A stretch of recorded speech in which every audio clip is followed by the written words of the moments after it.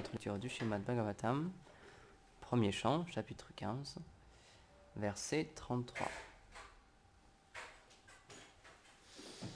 Om Namo Bhagavate Vasudevaya. Om Namo Bhagavate Vasudevaya. Om Namo Bhagavate Vasudevaya. Om Namo Bhagavate Vasudevaya. Om Namo Bhagavate Vasudevaya. Om Namo Bhagavate Vasudevaya. Pritapi Anusrucha Dhananjayo Ditam.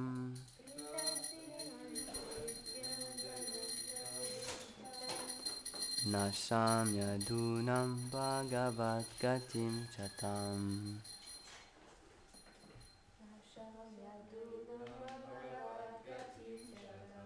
Ekanta Bhaktya Bhagavati Adokjajim.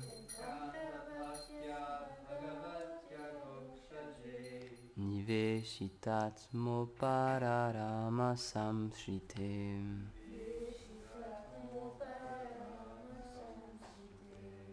Traduction. Quand Kunti, la mère des Pandavas, entendit de Dhananjaya, c'est-à-dire Arjuna, les propos concernant la destruction des Yadus et la disparition mystérieuse du Seigneur Krishna, elle médita avec une dévotion intense sur ses pieds de lotus, qui sont au-delà de la perception des sens grossiers. À travers sa pureté de cœur et sa pure dévotion exaltée, elle amena instantanément la béatitude finale à sa vie. Elle atteint immédiatement les pieds de lotus du Seigneur. Commentaire. Srila Vijayanath Chakravarti Thakur dit: ce verset décrit comment Kunti disparut de ce monde. Le mot samsrite signifie agir librement en relation avec son apparition dans les divertissements du Seigneur en cet univers. Kunti disparut soudainement lorsqu'elle entendit ces nouvelles. Om Agyanati Mirandasya Gyanam Jalam Shalakaya Chakshurunmiditam Yena Tasmai Shri Gurave Namaha Shri Chaitanya Manobishtam Stapitam Jena Bhutale Swayam Rupa Kadamaya Dadati Svapadantikam He Krishna Karuna Sindhu Dinabandhu Jagatpate Gopesha Gopika Kanta Radha Kanta Namostute Tapta Kanchana Gorangi Radhe Vrindavaneshwari Vrishabhano Shute Devi Pranamami Hari Priye Vrindaye Tulasi Devyaye Priyaye Keshava Sacha Krishna Bhakti Pradidevi Satyavatye Namo Namaha Jaya Shri Krishna Chaitanya Prabhu Nityananda Shri Advaita Gadadhar Shivasari Gaura Bhakta Vrinda Hare Krishna Krishna Krishna Hare Hare Hare Rama Rama Rama Hare Hare Namam Vishnu Padaya Krishna Prashtaya Bhutale Srimate Bhaktivedanta Swaminiti Namine Namaste Saraswati Deve Gauravani Pracharine Nirvishesha Shunyavadi Paschachade Shatarine Panchakalpatarubhyascha Kripa Sindhubhya Vacha Patitanam Pavanebhyo Vaishnavebhyo Namo Namaha.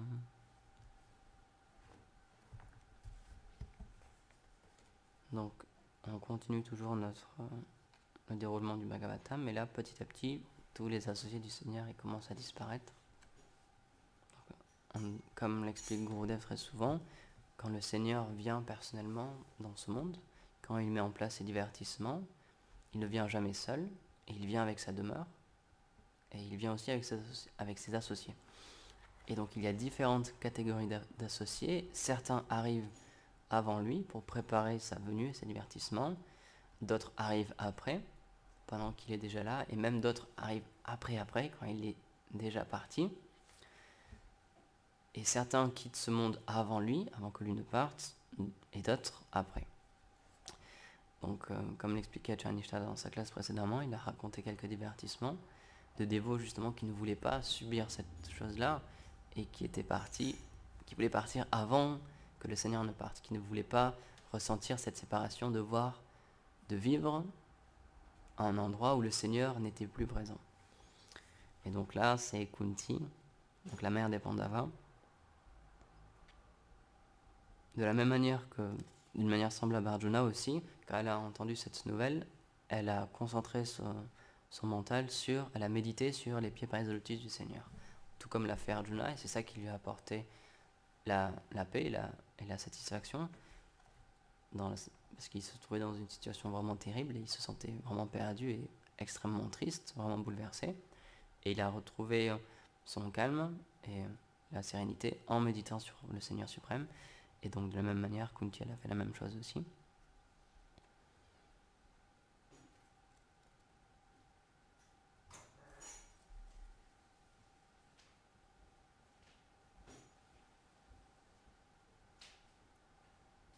Et donc Kunti, là c'est encore plus rapide, parce que dans le commentaire, Srila Vijaya Chakravarti Thakur, il nous explique: Kunti disparut soudainement lorsqu'elle a entendu ces nouvelles. Tout de suite, dès qu'elle a entendu ça, elle est entrée en méditation et elle a quitté ce monde. Donc il y a, encore une fois, le Seigneur, il disparaît de différentes manières aussi. Donc, comme on l'expliquait, le Seigneur Mahaprabhu, lui, ce qu'il a fait, c'est qu'il a aussi disparu, il s'est fondu dans une murti. Il est rentré dans un temple, il y avait une murti du Seigneur, et il s'est fondu dedans, et il a disparu. Donc il n'a pas laissé de corps. Il a disparu comme ça. Alors qu'à l'inverse, comme on l'expliquait, comme on l'avait lu récemment, quand Krishna, donc le Krishna dont on parle dans l'histoire là, il a disparu, mais pour tricher les personnes qui pensaient qu'il était un être ordinaire et qui n'avaient pas conscience qu'il était Dieu, il a voulu leur donner encore un argument en plus pour penser ça, et il a laissé un corps derrière lui. Donc on a la description qu'il était dans la forêt, et il y a un chasseur, il y a un pêcheur qui a tiré une flèche en pensant voir un animal sauvage, et ça a touché Krishna, et Krishna en a profité pour prendre ça comme excuse de mourir et de quitter son corps. Et donc il a laissé un corps là, mais lui il était parti évidemment. Mais encore une fois, il a laissé un corps pour une des raisons, c'est pour laisser les gens croire en fait que c'était juste une personne ordinaire et que c'était pas le Seigneur suprême. Et encore une fois, dans différents divertissements, il a différentes humeurs et il a différents désirs et il veut accomplir différentes choses. Et donc par exemple, je connais pas beaucoup les divertissements de Mahaprabhu, mais les acharyas expliquent que le Seigneur Mahaprabhu, il avait vraiment des sentiments et des émotions vraiment différentes. Et parfois, il changeait vraiment il avait des désirs vraiment différents. Parfois, il voulait que tout le monde comprenne qu'il était le Seigneur suprême, et il se manifestait en tant que le Seigneur suprême. Par exemple, il y a un divertissement où il se manifeste en tant que Varahadev, et donc il change de forme, comme ça il prend différentes formes dans le divertissement. Donc là, les dévots, ils avaient bien conscience que c'était Dieu la personne suprême, avec tous ses pouvoirs, qui pouvait manifester tous ses avatars, mais parfois, il voulait complètement oublier cette chose-là, et il voulait vraiment vivre en tant qu'un dévot, en tant qu'un adorateur, en tant que quelqu'un qui voulait servir les Vaishnavas, qui voulait servir le Seigneur, et comme l'expliquait Acharya Nishta, pour qu'il puisse goûter dans cet état d'esprit, pour qu'il puisse goûter ce que goûtait un dévot. Parce que c'est ça qui est très particulier, c'est le Seigneur suprême, c'est le Seigneur de l'amour, mais ces dévots goûtent quelque chose que lui-même ne goûte pas. Et c'est ça qu'il voulait expérimenter. Donc une des raisons pourquoi il y a eu tous ces divertissements en tant que Chaitanya Mahaprabhu, c'est qu'il voulait expérimenter cette chose-là. Qu'est-ce que ça fait d'être un dévot? Qu'est-ce que ça fait de servir les Vaishnavas? Qu'est-ce que ça fait de chanter les saints noms? Qu'est-ce que ça fait de méditer sur le Seigneur suprême? Mais c'est lui-même. Qu'est-ce que ça fait de goûter son propre nom? Parce qu'en tant que Krishna, il n'a pas accès à ça. Et donc, parfois, il jouait vraiment ce rôle-là, et il voulait vraiment être le serviteur de tout le monde, et il cachait complètement son aspect divin et tous ses pouvoirs, et il agissait juste en tant qu'un sannyasi, en tant qu'un serviteur, en tant qu'un dévot, comme nous en fait. Et c'est une des raisons pour lesquelles les divertissements de Mahaprabhu sont très importants à comprendre et à étudier, comme l'explique Gurudev, rien que pour comprendre comment interagir entre Vaishnavas. Puisque à certains moments, Mahaprabhu il agissait vraiment comme un Vaishnava, avec l'étiquette de Vaishnava, envers les autres dévots qui étaient présents. Donc grâce à tous ces divertissements, on peut comprendre comment honorer les Vaishnavas, comment honorer les sannyasis, comment honorer les saintes personnes. Et de cette manière-là, on peut progresser. Parce que on pratique une spiritualité, certes, mais il y a quand même un aspect qui est très important, c'est l'aspect des règles. C'est l'aspect plus religieux, dans le sens où c'est tout un ensemble de règles, de rituels, de choses à faire physiquement dans ce monde pour pouvoir avoir accès à quelque chose de supérieur, à quelque chose de plus spirituel. Dans le sens quelque chose de supérieur à ce monde simplement matériel. Mais on a besoin de toutes ces règles-là. Et donc c'est pour ça que, par exemple, Mahaprabhu, il respectait vraiment l'étiquette et il voulait vraiment montrer un bon exemple en tant que qu'est-ce que c'était un dévot du Seigneur. Et de cette manière-là, on peut comprendre qu'en observant ce qu'il faisait en tant qu'un dévot, nous aussi, on peut obtenir ce qu'il désirait obtenir, c'est-à-dire l'amour de Dieu. Donc c'est vraiment des règles très précises. Et par exemple, comme l'expliquait Charnishta, il y a certains associés du Seigneur, donc qui sont des associés éternels du Seigneur suprême, ils n'allaient pas dans le temple de Jagannath. Pourquoi ? Parce qu'à cette époque-là, et même encore maintenant, c'est un temple dont l'entrée est réservée à certaines personnes qui ont une certaine naissance dans ce monde, qui sont nées en Inde, dans telle ou telle famille, dans telle ou telle catégorie, et les autres personnes n'ont pas le droit de rentrer. Et donc, certains dévots, qui à ce moment-là étaient nés dans une autre situation que celle qui était requise pour rentrer, ils observaient quand même cette règle.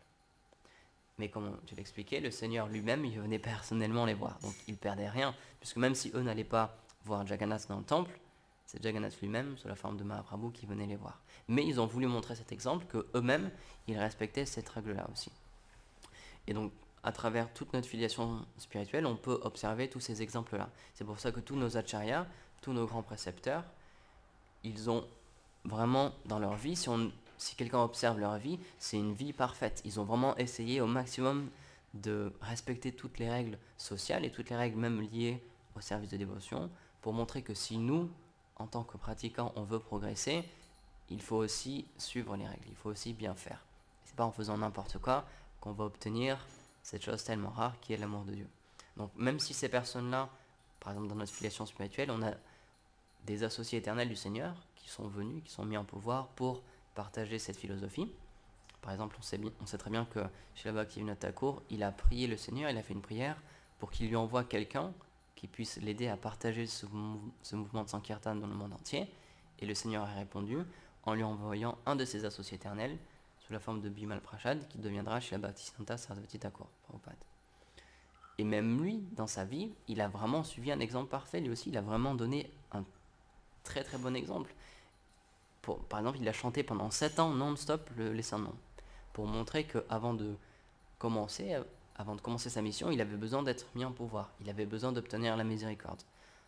On peut se dire en un sens qu'il n'en avait pas besoin puisqu'il était déjà parfait. C'est une âme éternellement parfaite.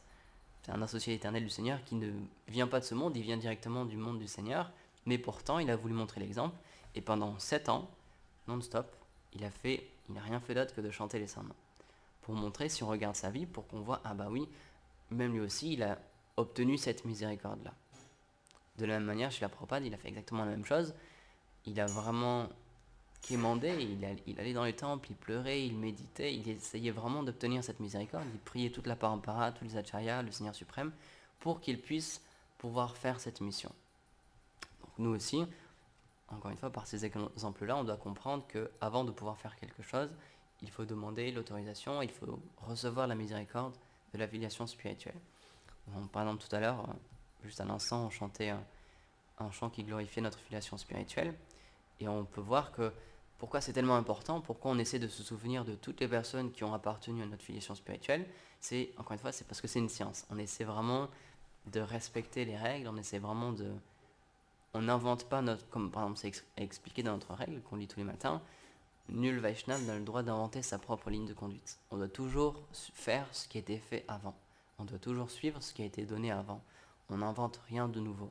Juste on suit ce qui a été donné par nos précepteurs.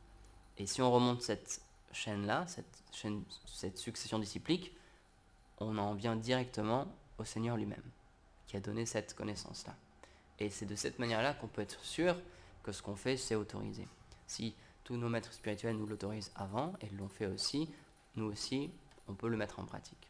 Donc c'est pour ça que, évidemment, on doit toujours garder en tête, je ne sais plus si c'est Tacharnishta qui l'expliquait, mais il y a un verset, alors je sais plus, je pense que c'est les Six Goswamis qui l'ont partagé, c'est expliqué que là, il y a une règle, il y a deux règles en fait qui, qui sont supérieures à toutes les autres règles du service de dévotion, ou plutôt toutes les règles du service de dévotion sont subordonnées à ces deux règles-là, qui sont ne jamais oublier le Seigneur et toujours se rappeler de lui.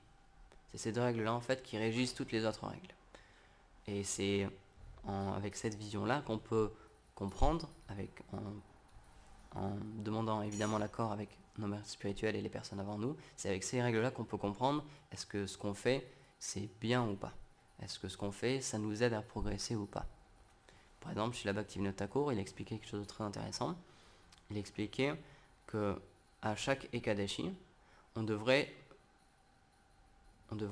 s'arrêter un petit peu, on devrait réfléchir et on devrait évaluer notre progrès spirituel et voir si depuis l'Ekadashi précédent, est-ce qu'on a progressé ou pas. Et il explique, si on voit que depuis l'Ekadashi précédent, donc c'est-à-dire 2 semaines, si on voit qu'on n'a pas progressé, ça veut dire qu'on a une mauvaise association et qu'il faut rejeter cette association-là. Donc c'est très intéressant de voir que juste en essayant de réfléchir sur ce qu'on a fait, en essayant de, comme le dit Gourev très souvent, d'avoir cette introspection, et en essayant d'étudier ce qu'on a fait, est-ce qu'on n'a pas fait quelque chose de mal, quelque chose qui nous a empêché de progresser. Par exemple, je discutais avec un dévot récemment, et il m'expliquait que à un moment donné de sa vie spirituelle, il a perdu le goût dans son chant en fait. Un jour, il s'est rendu compte qu'il avait de moins en moins de goût pour chanter les saints noms.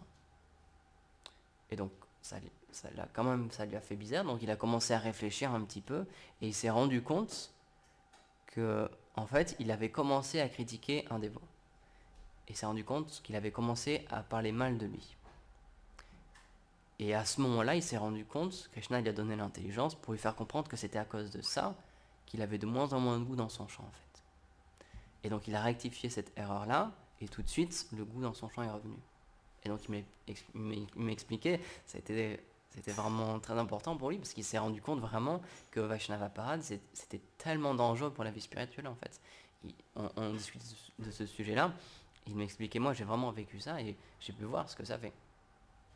Et donc c'est pour ça que toute notre philosophie, encore une fois, c'est une science. Donc tout ce qu'ont fait nos maîtres spirituels avant nous, ils nous ont expliqué pourquoi ils l'ont fait, et ils nous ont montré pourquoi ils l'ont fait, et ils nous ont montré que ça marche. Donc c'est pour ça, encore une fois, tout nous est déjà expliqué, tout nous est déjà donné. On a toutes les histoires du Srimad Bhagavatam qui nous donnent des leçons, la Bhagavad Gita aussi, et aussi la vie des purs dévots.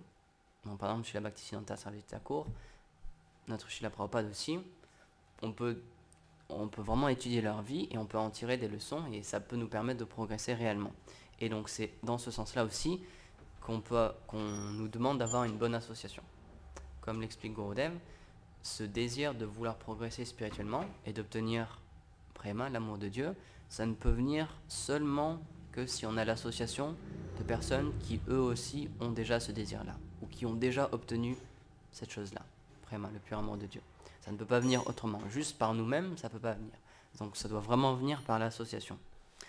Donc c'est pour ça encore une fois que dans les temples, c'est une règle, il doit y avoir une conférence, il doit y avoir une classe tous les jours, même 2 fois par jour, 3 fois par jour, mais au moins 1 fois par jour, il doit vraiment y avoir un échange, il doit y avoir cet écrit qui est partagé. Ça peut être une classe sur le Srimad Bhagavatam, sur le Bhagavad Gita, sur une de nos écritures saintes, mais c'est vraiment très très très important, parce que c'est en gardant cette association-là qu'on peut vraiment progresser. Et Bhaktivinoda Thakur, par exemple, il explique, si jamais dans la journée, on doit relationner avec des amis, mais qui sont matérialistes, qui n'ont pas pour but de progresser spirituellement et de découvrir leur relation avec Dieu, il faut vraiment leur exprimer juste le minimum, juste les choses dont on a besoin de parler, et on ne doit surtout pas leur donner notre cœur.